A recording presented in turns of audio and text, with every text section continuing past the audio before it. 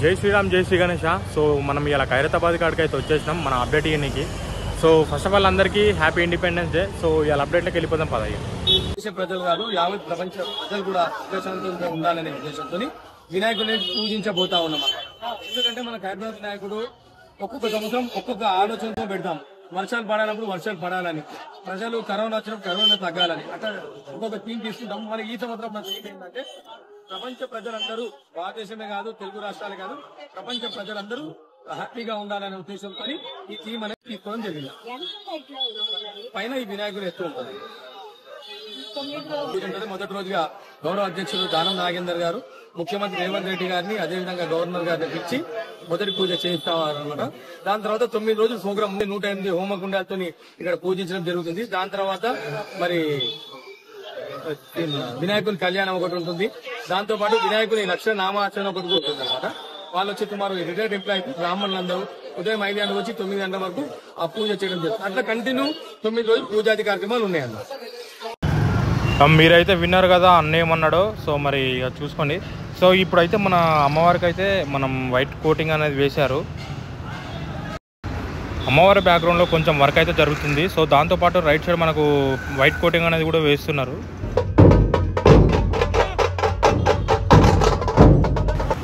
అమ్మవారికే కాకుండా ఇదంతా లోపల నుంచి మొత్తం ఆ బయట షెడ్ మొత్తం అంతా వైట్ కోటింగ్ తోటి వచ్చేస్తుంది. ఇదంతా టోటల్గా మొత్తం వైట్ కోటింగ్ వేస్తారు ఫస్ట్. ఇంకెవరైనా సబ్స్క్రైబ్ చేసుకోబోతా మాత్రం జల్దీ ఇప్పుడే సబ్స్క్రైబ్ చేసుకోండి. ఎందుకంటే మీకు డైలీ అప్డేట్స్ అని వస్తాయి మన ఛానల్లో. ఇక్కడైతే నిన్నైతే వైట్ పెయింటింగ్ అనేది చేయడం జరిగింది ఈవినింగ్. ఫస్ట్ మన స్వామివారి పాదాల నుంచి స్టార్ట్ చేశారు. తర్వాత ఇదంతా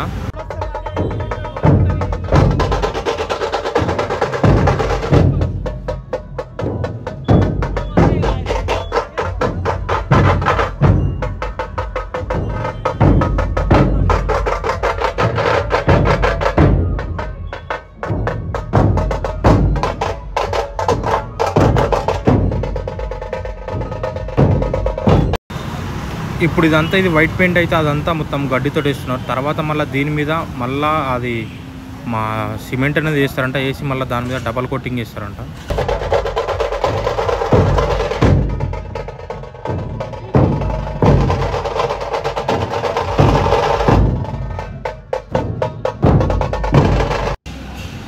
ఈ పీచ్ అంతా తీసేసి ఆ వైట్ పెయింట్లో కలిపేసి అలా దానికైతే వేస్తున్నారు.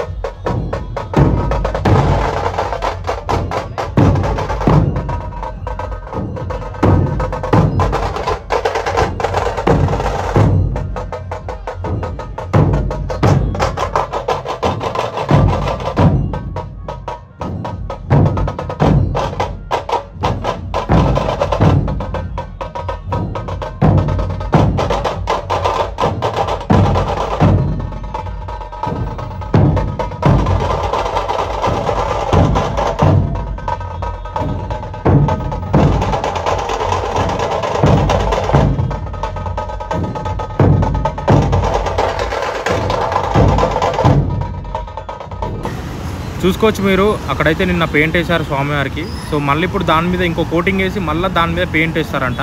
అలా డబల్ కోటింగ్ వేసిన తర్వాత కలరింగ్ అనేది స్టార్ట్ చేస్తారంట.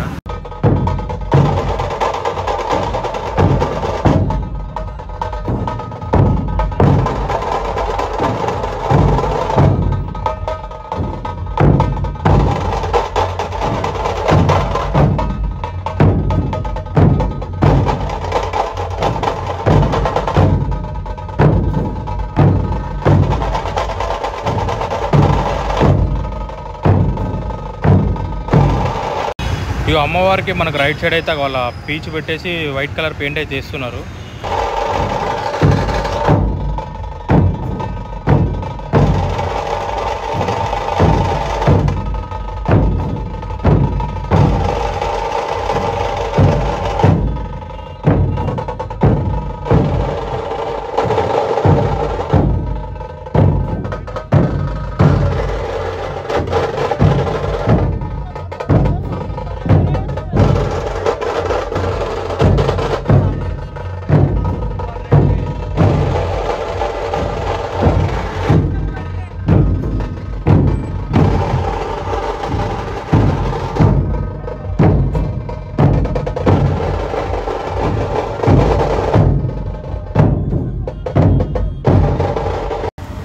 మనకు పైన అప్డేట్ ఏంటంటే మన స్వామివారికి బొజ్జ మీద మరి ఆ చేతులకు జ్యువెలరీ అనేది జరుగుతుంది వర్క్.